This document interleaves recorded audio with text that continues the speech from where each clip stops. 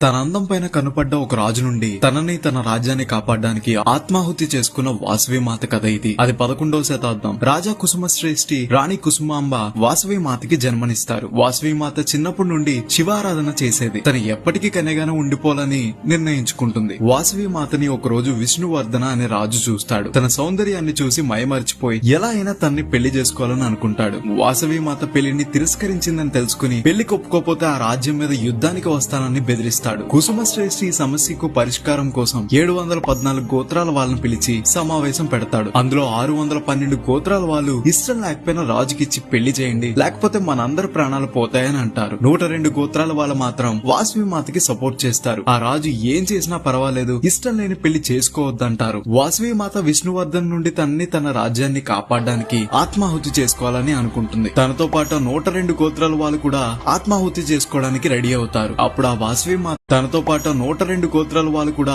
ఆత్మాహుతి చేసుకోవడానికి రెడీ అవుతారు. అప్పుడు ఆ వాసవి మాత పరమేశ్వరి అవతారంలో వాళ్ళకి కనిపించి నా కోసం ప్రాణత్యాగం చేస్తున్న మీ గోత్రాల వాళ్ళని ఎప్పుడు చల్లగా చూస్తానని మాటిచ్చి ఆహుతైపోతుంది. వాళ్ళు కూడా ఈ దైవ కార్యంలో పార్టిసిపేట్ చేసినందుకు గర్వంగా ఫీల్ అయ్యి ఆహుతవుతారు. యుద్ధానికి వచ్చిన రాజు పొలిమేరలోనే రక్తం కక్కుని చనిపోతాడు. ఇంత చరిత్ర గల ఆలయం వెస్ట్ గోదావరి తణుకుకి 20 కిలోమీటర్ల దూరంలో పెనుగొండ అనే ఊర్లో ఉంది. ఇలాంటి మరిన్ని వీడియోస్ కోసం గోదావరి స్టేషన్ ని ఫాలో అవ్వాలి.